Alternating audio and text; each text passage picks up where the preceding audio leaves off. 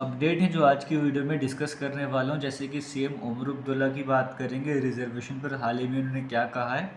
Deputy CM Jammu Kashmir की बात करेंगे, इन्होंने स्ट्रेस कर रहा है इस बात पे कि एम्प्लॉयमेंट अपॉर्चुनिटीज़ को एक्सपैंड करा जाए। ये क्या है एक बार ये समझ लेंगे, और फिर जेके में रिक्रूटमेंट पर भी एक बार बात कर लेंगे, मतलब कि एम्प्लॉयमेंट पर बात कर लेंगे।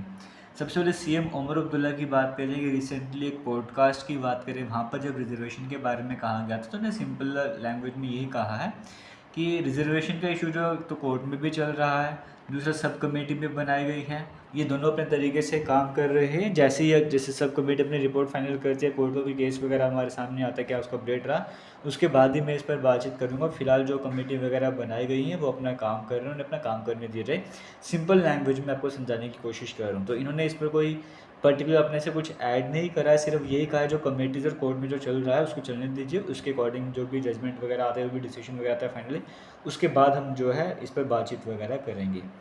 दूसरा पॉइंट यहाँ पर आता है, डिप्टी सीएम की बात करेंगे। ये क्या है एक बार आपको मैं बता देता हूँ। यहाँ पर एक मीटिंग हुई है, इस मीटिंग में अगर मैं यहाँ पर बात करूँगा, डिप्टी सीएम सुरेंद्र कुमार चौधरी जी की बात करेंगे। उन्होंने रिव्यू करा था JNK और JNK-PCC की परफॉर्मेंस का रिव्यू करा है और स्ट्रेस डाला है कि आप एम्प्लॉयमेंट अपॉर्चुनिटीज़ को एक्सपेंड करो, इंक्लूसिव ग्रोथ की बात करी और स्कीम्स के बारे में बात करी। जैसे PMEGP की बात करेंगे, JKREGP यानी कि एम्प्लॉयमेंट जनरेशन जो स्कीम की बात करते हैं, इस पर फोकस करने के लिए कहा गया है। यानी कि जो एम्प्लॉयमेंट जैसे एंटरप्रेन्योरशिप की बात करते हैं, इस तरह की बातों पे यहाँ पर फोकस करा जा रहा है। तो मैं यहाँ पर ये कहना चाह रहा हूँ, या मैं ये समझ नहीं आ रहा मुझे कि जिस तरह से यहाँ पर ये मीटिंग हो रही है, ऑफिशियल सब मीटिंग हो रही है, ये JNK, KVIB, JKPCC की परफॉर्मेंस को श्रीनगर में देखा जा रहा है। तो इस तरह से JKSSB और JKPSC पर मतलब इनके साथ मीटिंग वगैरह क्यों नहीं होती है, इनकी जो परफॉर्मेंस वगैरह वो क्यों नहीं देखी जा रही है। अगर ऐसा हुआ है कि सबसे पहले तो ये होना चाहिए कि जो भी डिपार्टमेंट है जिनका काम है कि वैकेंट पोस्ट वगैरह, उन वैकेंट पोस्ट को जो आगे फॉरवर्ड कर जाए फाइनेंस डिपार्टमेंट के पास।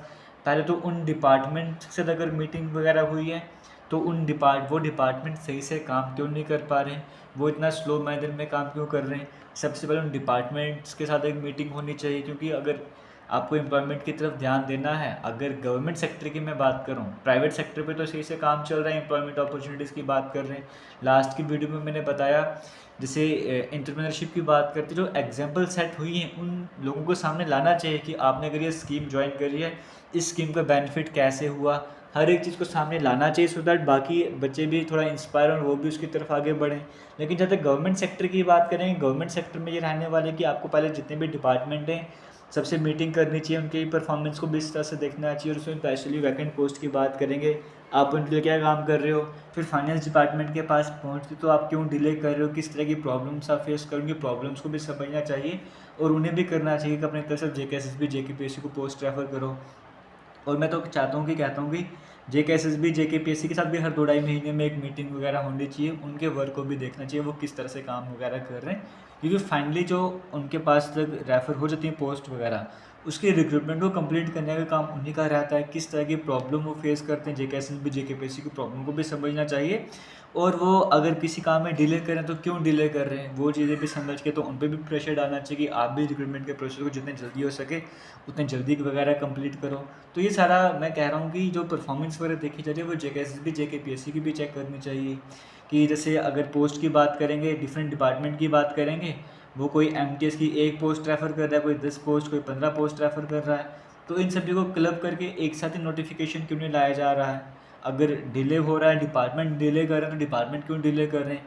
थोड़ा सा फोकस इस तरफ भी करना पड़ेगा, जिससे एम्प्लॉयमेंट अपॉर्चुनिटीज़ एस्पिरेंट्स के सामने आ जाए और उनको भी थोड़ा सा लगे हाँ वाकई में सरकार हमारे लिए कुछ सोच रही है। गवर्नमेंट सेक्टर जॉब्स की मैं यहाँ पर बात कर रहा हूँ। तो फिलहाल ये 2 अपडेट थे, एक रिजर्वेशन को लेकर जहाँ पे डायरेक्टली कुछ भी नहीं कहा गया, और दूसरी तरफ जो एम्प्लॉयमेंट अपॉर्चुनिटी पर स्ट्रेस दिया जा रहा है वो प्राइवेट सेक्टर की। जो कि अच्छा बात है कि गवर्नमेंट सेक्टर से सबको नौकरी नहीं मिलने वाली है, प्राइवेट सेक्टर में जाना पड़ेगा, एंटरप्रेन्योरशिप की तरफ जाना पड़ेगा, कंपनीज़ की तरफ जाना पड़ेगा। लेकिन गवर्नमेंट सेक्टर भी तो है ना, उसकी तरफ भी एस्पिरेंट्स जाएंगे ही जाएंगे, तो उसकी तरफ भी थोड़ा सा सोच विचार करना चाहिए। आप क्या कहते हो, आपकी क्या सोच है, कमेंट सेक्शन में ज़रूर कीजिएगा। थैंक यू, जय हिंद।